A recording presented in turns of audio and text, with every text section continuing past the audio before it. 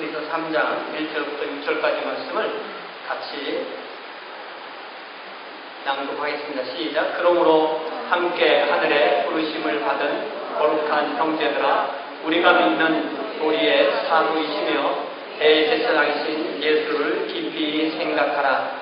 그는 자기를 세우신 이에게 신실하시기를 모세가 하나님 온 집에서 한 것 같이 하셨으니, 그는 모세보다 더욱 영광을 받을 만한 것이 마치 집 지은 자가 그 집보다 더욱 존귀함 같으니라.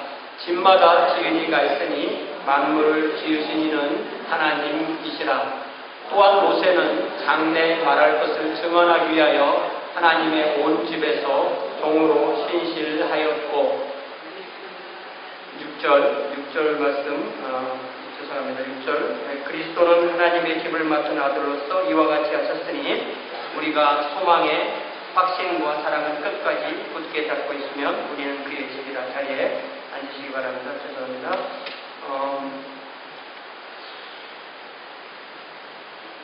우리가 삼위일체 하나님 이야기를 많이 들으셨죠. 하나님이 삼위일체라는 말은요, 하나님은 처음부터 공동체라는 말이에요. 성부, 성자, 성령의 공동체로 하나님은 계십니다. 또 하나님이 처음에 사람을 지으실 때도 아담과 하와 이렇게 부부로 공동체로 지으셨어요. 그래서 세상의 모든 사람들의 기초는 이 부부부터 출발하는 겁니다. 혼자는 사람은 존재할 수가 없죠. 부부로부터 여러 공동체가 만들어집니다. 그리고 성경에 보면 하나님은 각 나라와 족속과 백성과 방언을 지으셨고, 그들에게서 부른 사람들을 통하여서 교회 공동체를 만듭니다. 교회도 공동체예요. 우리는 함께 모이는 겁니다. 그래서 교회가 공동체로 모일 때 우리 한 사람 한 사람을 뜯어보면 다 독특해요. 그걸 독특성이라고 합니다. 독특성. 독특하다는 것을 조금 강조해서 특이하다고 하는데, 특이하다고 하면 좀 부정적인 것 같아요. 그래서 유닉네스라는 말은 독특성이라고 합니다. 그런데 서로의 독특성이 다르기 때문에 우리는 다양합니다.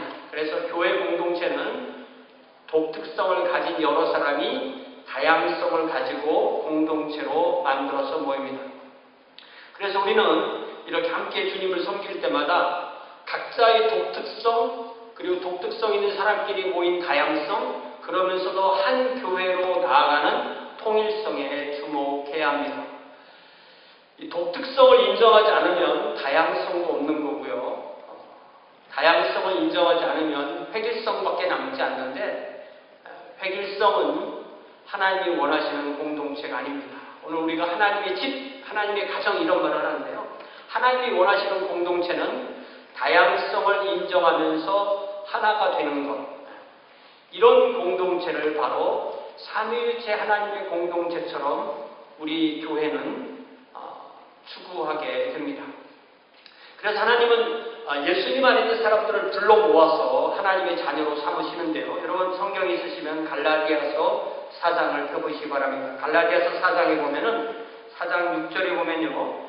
4장 6절에 보면 사도 바울은 갈라디아 교회 성도들에게 여러분이 아들이므로 여러분이 하나님의 아들과 딸이기 때문에 하나님이 그 아들 예수님의 영을 여러분 마음 가운데로 보내셔서 아빠, 아버지라고 부르게 하셨다. 이렇게 되어 있습니다.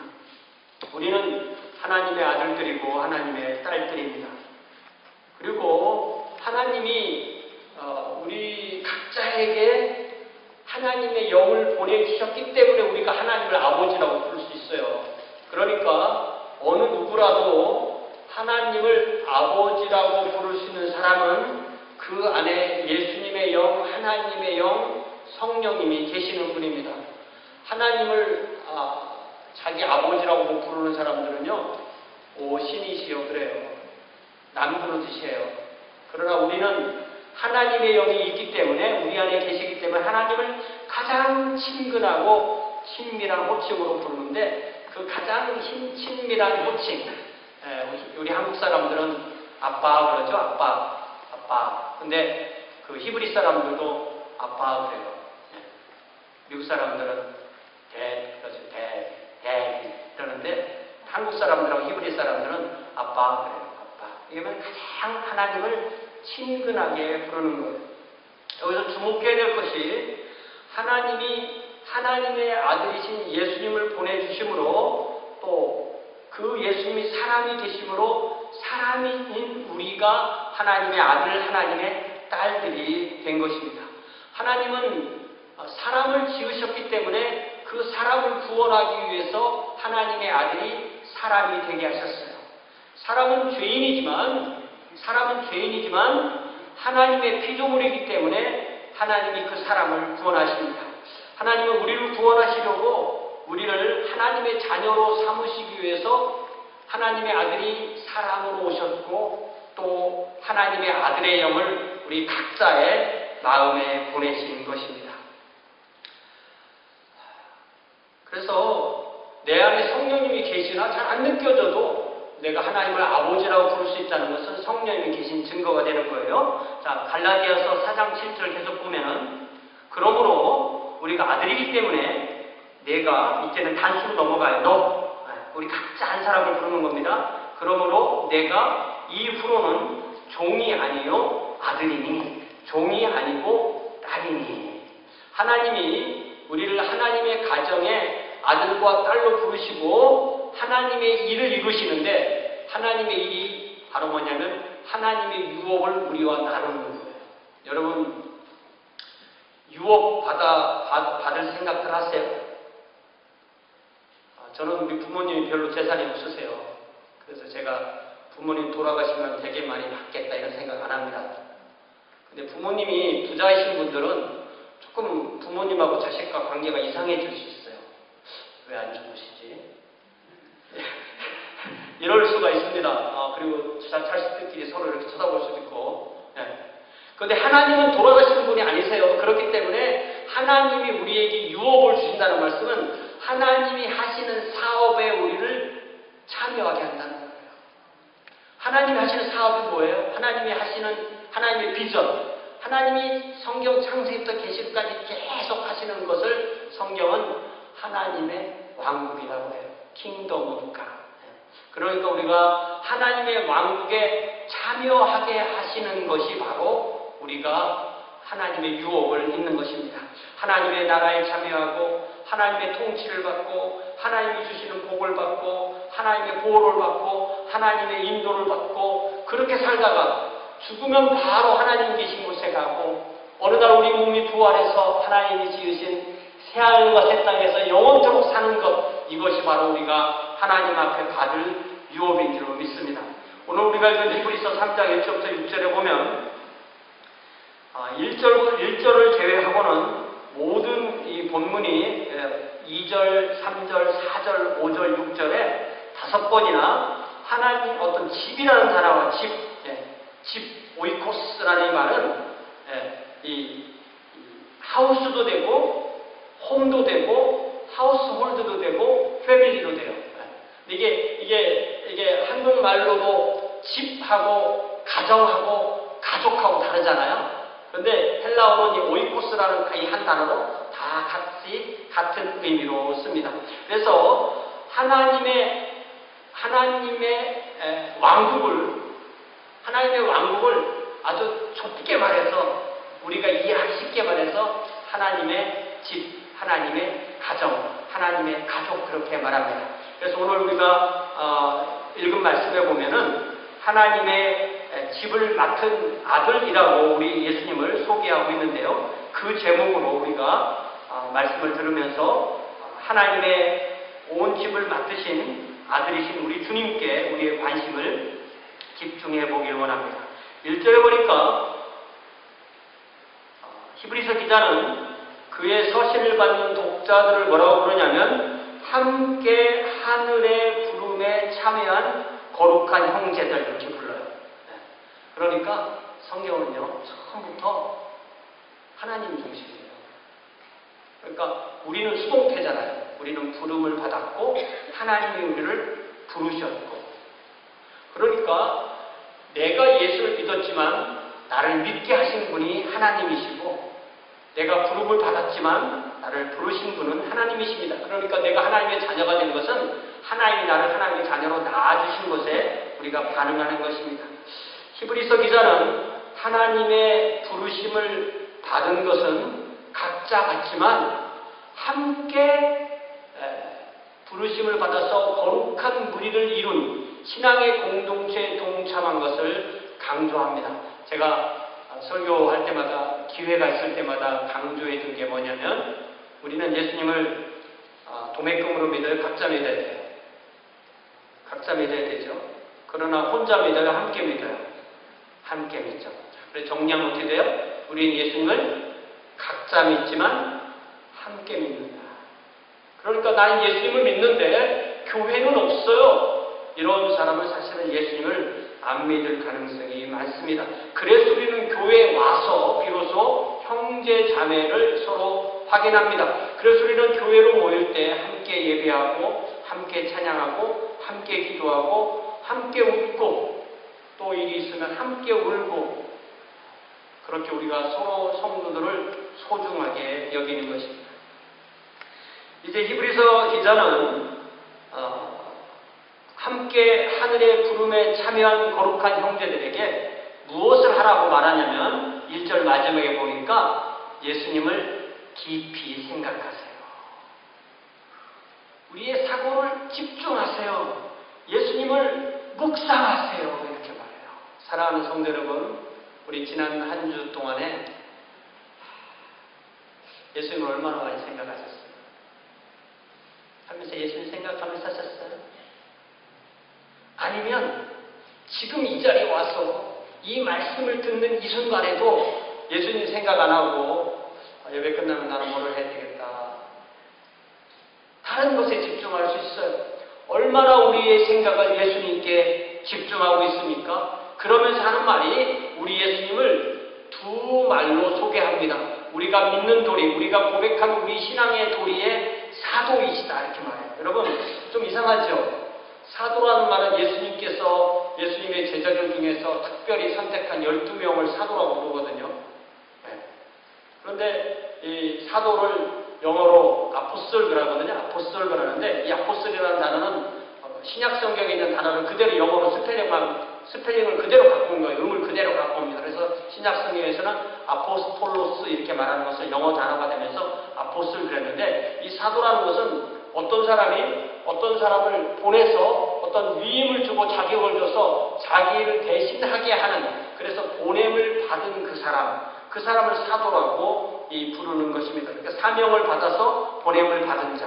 어떤 사람을 어떤 특별한 방법으로 대신하라고 위임을 받은 사람을 사도라고 불러요. 그래서 예수님께서는 당신의 제자들 중에서 12명을 특별히 선택하셔서 사도라고 부르셨기 때문에 그 12명이 가는 곳마다 예수님을 대신해서 예수님의 복된 소식을 전하는 위임을 받았어요.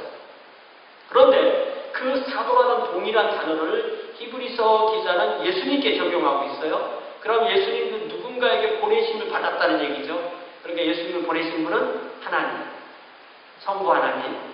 성부 하나님께서 성자 하나님을 보내셨기 때문에 사도이고 그냥 보냄을 받는 게 아니고 무슨 미션이 주어지죠. 예수님이 받은 미션이 무엇일까요? 바로 성부 하나님께서 성자 하나님을 보내셔서 죄와 사망에 빠져있는 저와 여러분을 위해서 대속의 죽음을 죽게 하시고 우리를 죄로부터 사망으로부터 구원하셔서 하나님의 왕국을 이루시는 그 일을 이루라고 보냄을 받은 분이 바로 예수님이시다라는 의미로 사도라고 쓰는 것입니다. 그래서 우리가 사도는 아니에요. 예수님도 사도라고 부름을 받았고 예수님의 제자들도 사도라고 그렇게 불림을 받았지만 우리가 어디 가서 나는 사도입니다 이렇게 말할 수는 없어요. 그러나 예수님의 사명을 우리도 받으면 우리도 사도의 사명을 받습니다. 사도적 사명을 받습니다. 우리도 언제나 어디서나 예수님의 일을 나의 일로 생각하고 또 예수님의 성품을 예수님의 향기를 드러낼 때 우리는 바로 사도로서의 사명을 갖습니다. 예수님의 이름으로 우리가 가는 그곳에서 복을 빌고 평안을 빌고 사랑을 보이고 은혜를 베풀고 보일 때 우리 또한 사도의 사명을 행하게 되는 것입니다. 히브리서 기자가 또 예수님을 소개하는 말은 대제사장이에요. 이 대제사장이라는 말이 히브리서 앞으로 많이 나오게 되는데요. 이것도 여러분께 제가 종종 말씀드렸지만 하나님이 계시고 백성이 있다면 대제사장은 하나님과 백성 사이에 서 있는 존재입니다. 만약에 이 대제사장이 백성을 대신해서 하나님을 바라보고 있을 때는 그들의 죄를 대속하고 또한 그들을 위해서 하나님께 기도하고 그들을 대표해서 그들을 이끌고 예배를 드리는 존재를 대제사장이라고 해요. 또 대제사장은 백성 앞에 서서 하나님을 대신해서 하나님의 말씀을 전하고 하나님의 복을 빌고 하나님의 평안과 사랑과 은혜를 전하는 존재를 대제사장합니다. 때로는 백성이 하나님의 뜻대로 행하지 않을 때는 심판을 전하기도 합니다. 자, 그런데 이 히브리라는 나라의 이스라엘 나라는 대제사장이 한 명이 정해지면 죽을 때까지 제사장을 하는 거예요. 근데 죽고 나면은 또 다른 대제사장이 필요하겠죠. 그리고 대제사장이 백성을 위해서 큰 속죄일에는 1년에 한 번 제사를 지냅니다. 그러나 이런 대제사장을 포함한 모든 인간은 제사장이든 오늘날로 말하면 목사이든 또 아니면 가톨릭 교회의 신부이든 그 모든 사람은 사실 다 죄인이죠.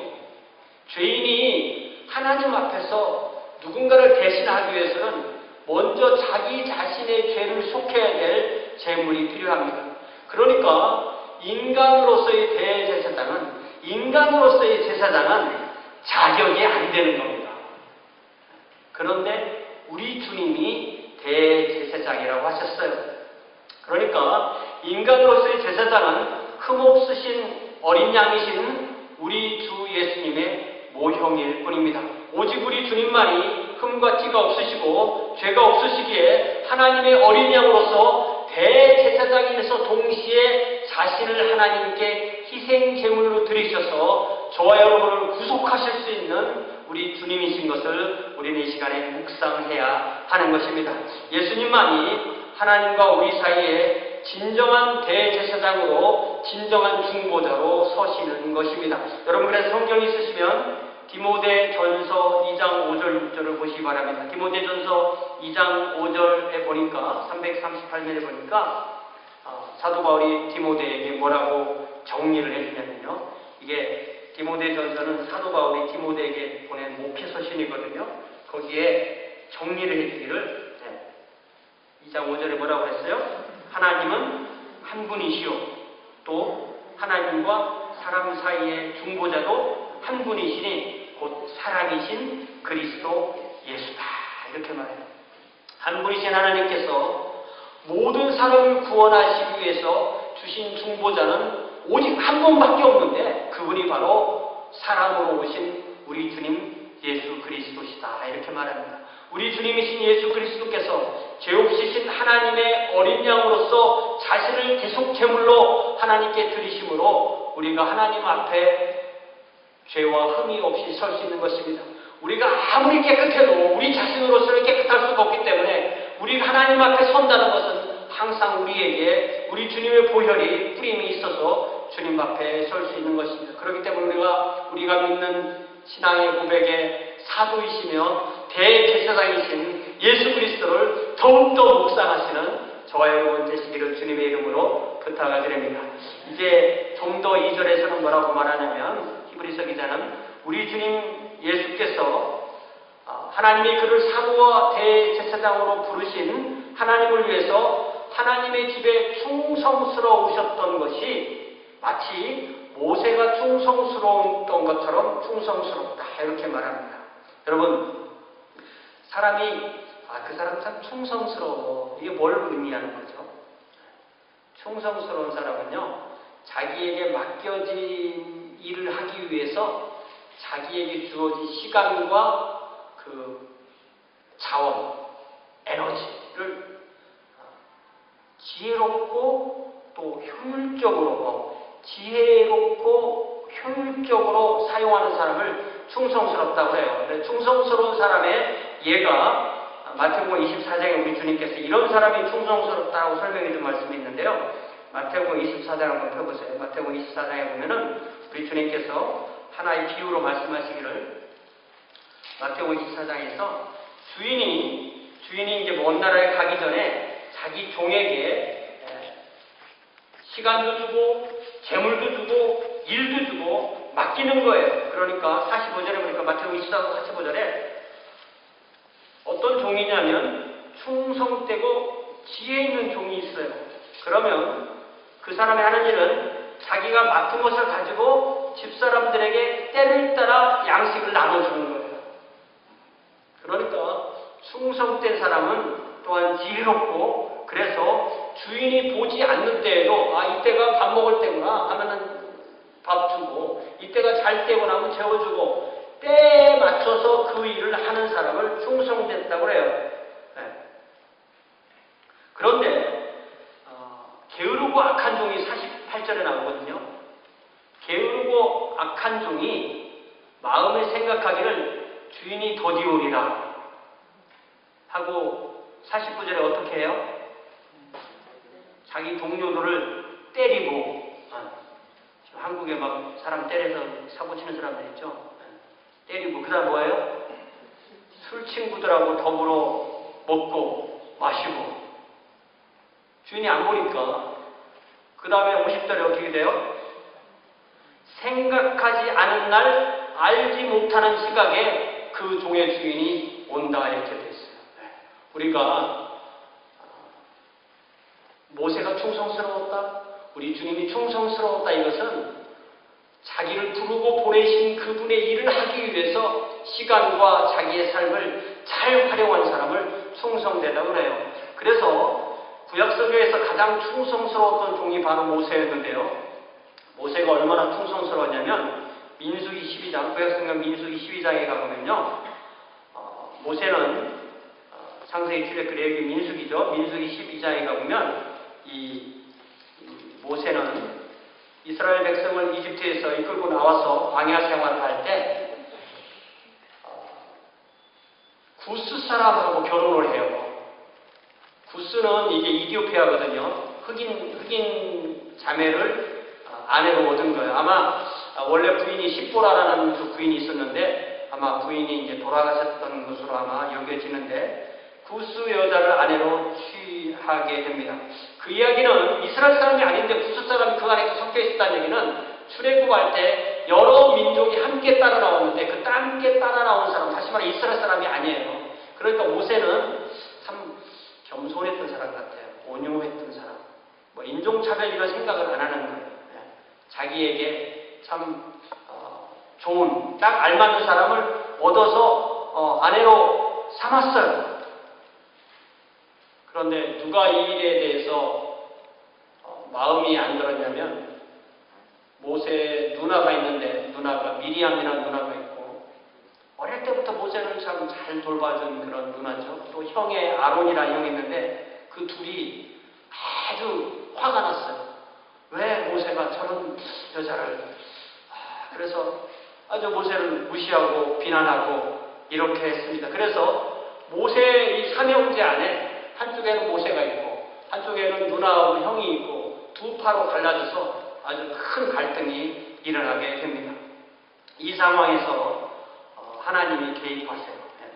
이 12장에 잘 보면 하나님께서 그 세 명을 부르십니다. 세 명을 부르시고 또 미리암과 아론을 또 더 앞으로 따로 또 부르셔서 여기 6절에 보니까 뭐라고 말씀하시냐면, 너희는 내 말을 들으라. 너희 중에 선지자가 있으면 나 여호와가 환상으로 나를 그에게 알리기도 하고 꿈으로 그와 말하기도 하며, 그러니까 다른 선지자가 환상이나 꿈으로 얘기했지만 모세와는 그렇지 아니하니 그는 내 온 집에 충성함이라 했습니다. 모세는 하나님의 집인 이스라엘 백성에게 충성했다. 그래서 내가 그와는 대면하여 명백히 말하고 은밀한 말로 하지 아니하며 그는 또 여호와의 형상을 보고는 너희가 어찌하여 내 종 모세 비방하기를 두려워하지 아니하느냐, 이렇게 말씀하세요.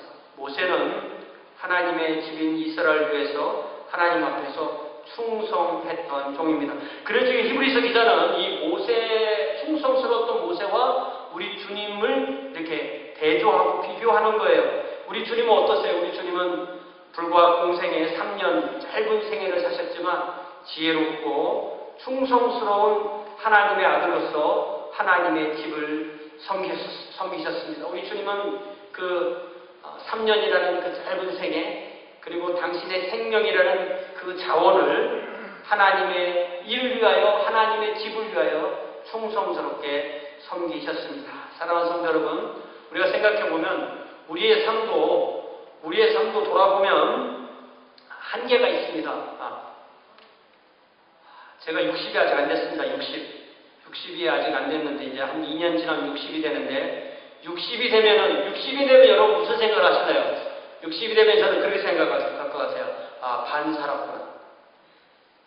그러니까 하나님이 우리에게 다 허락하신 그 연수가 120년이거든요. 120년을 산다고 칠 때 60은 반인데 120년을 살아도 그게 기름이 아니거든요.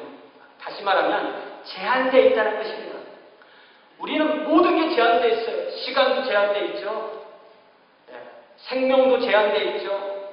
재산도 제한되어 있죠. 공부를 아무리 해도 학습도 제한되어 있죠. 아무리 건강을 신경 써도 건강도 제한되어 있죠. 아무리 예쁜 사람도 안 예쁠 때가 있죠. 그 남자나 여자나 제가 볼 때는 한 18살 지나면 더 예뻐지는 것 같지 않아요? 덜 예뻐지는 속도가 천천히 가니까 우리가 구별을 못하는 거죠. 자, 그 다음에 뭐 인격이나 기술이나 영향력이나 이 모든 것이 하나님이 우리에게 주셨는데 그 주신 이유는 그것을 지혜롭고 충성스럽게 잘 사용하라고 맡기신 거예요. 사랑하는 성도 여러분, 모세가 충성하였던 것처럼, 우리 주님이 충성하였던 것처럼 저 여러분 어떠세요? 착하고 지혜롭고 충성된 종이세요? 아니면 악하고 게으른 종이세요? 그러면서 3절에서 히브리서 3장 3절로 돌아와서 히브리서 기자는 모세와 우리 주님을 더 직접적으로 비교합니다. 여러분 3장에 보니까 그는 예수님이죠. 예수님은 모세보다 더욱 영광을 받을 만한 것이 마치 집 지은 자가 그 집보다 더욱 존귀함 같으니라. 저 말이 좀 어려우세요? 그러면 저 3절 안에서 그 집은 누굴 말하는 것 같아요? 3절 안에 있는 단어를 찾아서 그 집이 누구예요? 모세죠, 그죠? 그러면 그 집을 지은 자는 누구예요? 예수님이시죠. 제 해석이 맞아요? 맞습니까? 저 히브리서 3장 3절을 잘 쳐다보면 모세를 지으신 분이 예수님이라는 얘기예요. 그러니까 모세는 피조물이고 예수님은 하나님이시라는 겁니다. 여러분, 모세와 우리가 집에 속하면 성부 하나님과 성자 하나님은 창조주 하나님께 속해요. 세상에 천재가 참 많은데요. 천재가 엄청 많은데 제가 사실은 뭐 과학의 천재, 뭐 여러 천재 있지만 제가 정말 존경하는 천재는 누구냐면은 작곡가예요, 작곡가. 정말 작곡가들을 보면은 몰래입니다. 그러면 작곡가가 더 위대합니까? 작곡가가 만들어온 곡이 더 위대합니까? 작곡가가 더 위대한 거죠. 지금 그 얘기를 하는 거예요. 모세를 만든 분과 모세와 누가 더 위대하냐? 누가 더 존귀를 받아야 되느냐? 우리가 조금만 생각해보면 작품보다 그 작품을 만든 그 창조자, 그 예술가가 더 위대하다고 말합니다. 예수님은 모세보다 더욱 영광을 받으셔야 된다. 왜냐하면 모세는 예수님이 지으신 집이지만 예수님은 바로 그 모세를 창조하신 분이시기 때문이라는 것입니다. 그러니까 예수님은 사람으로 오셨지만 하나님이시고 하나님의 아들이십니다. 하나님의 아들이시기에 하나님이시고 사람의 아들로 오셨지만 하나님의 아들이십니다. 사람의 아들로 오셨기 때문에 100% 사람이시고 하나님의 아들이시기 때문에 100% 하나님이십니다. 예수님을 성령님의 도우심을 받지 않고 예수님을 만나면요, 예수님을 그냥 피조물인 사람으로 봐요. 세상에 아무리 똑똑한 사람도 예수님을 피조물로 봅니다. 그러나 저와 여러분처럼 이 말씀에 있는 것처럼 예수님을 하나님으로 창조주로 보는 사람은 바로 성령께서 그 믿음을 주셨기 때문에, 그 진리를 가르쳐 주셨기 때문에 우리는, 모세는 집에 속하지만 예수님은 모세처럼 우리처럼 사람으로 오셨지만 사실 그분은 모세와 우리를 지으신 창조주라는 사실을 믿게 되는 것입니다. 저와 여러분을 창조하신 우리 주님 예수님, 우리를 창조하시고 구속하신 분이 바로 우리 주님 예수님이라는 사실을 우리가 믿을 수 있고 믿게 되는 것입니다. 더 나아가서 4절에 보니까 히브리서 기자는 모든 집에 지은 이가 있듯이 만물을 지으신 이가 있는데 그분이 바로 하나님이시다. 성부 하나님이 창조주이시다. 그러면 성자 하나님도 창조주시고 성령 하나님도 창조주신 것이 우리가 창세기에 보면 분명히 1장에 나오죠. 그러니까 하나님이 창조하셨다는 것을 믿지 않는 사람들은 세상에 그냥 우연히 생겨나서 그냥 우연히 발전해서 진화했다고 생각해요. 진화론이라는 우리가 말을 많이 듣잖아요. 이 진화론이라는 것은요, 뭘 믿는 거냐면은 시간 더하기 우연을 믿는 거예요. 진화론에 대한 설명을 다 읽어보면 우리가 상상할 수 없는 시간을 자꾸 얘기를 해요. 그리고 어느 날 갑자기 왜인지는 모르지만 뭐가 생겨났다고 그래요. 생겨나서 계속 발전해서 오늘날 저와 여러분이 됐다고 그렇게 말해요. 진화론은 시간과 우연을 믿는 종교입니다. 시간이 지난다고 해서 무에서 유가 생겨날 수가 없는데, 진화론은 그러니까 전혀 과학적이도 않고 하나의 종교인 거죠. 우리는 성경에 나온 대로 만물을 하나님께서 지으셨다는 것을 믿습니다. 만물을 지으신 하나님이 저와 여러분을 지으시되 목적을 가지고 지으셨습니다. 우리가 하나님 앞에 바로 사는 것은 그 목적을 발견하고 그 목적대로 사는 것이죠. 하나님이 우리를 향하신 그 목적을 알고 그 목적을 깨닫고 그 목적대로 살 때 우리는 진정 복된 삶, 또 세상이 모를 수도 있지만 진정 성공한 삶을 살게 되는 것입니다. 이제 5절에 보니까 히브리서 기자는 모세와 예수님을 좀 더 비교하고 대조합니다. 왜냐하면 이 히브리서를 읽는 독자들 중에서 이 사람들이 히브리 사람들이니까, 이스라엘 사람들이니까 모세만 알고 있다가 이제 예수님을 소개받고 예수님을 만나서 예수님 안에 믿음을 두었다가 무슨 환란이 생기거나 핍박이 생기거나 의심이 생겨서 예수님이 아니고 모세에게로 좀 돌아가야 되겠다, 이런 생각을 한 사람들이 있었기 때문에 히브리서 기자는 모세와 예수님을 정확하게 비교하고 대조합니다. 그래서 모세도 신실하고 예수님도 신실했다. 그러니까 신실하고 충성스러운 면에서는 둘 다 같다, 이 얘기를 해요. 그렇지만 뭐라고 말하냐면 모세는 장래에 말할 것을 증언하기 위해서 하나님의 온 집에서 종으로서 신실했다.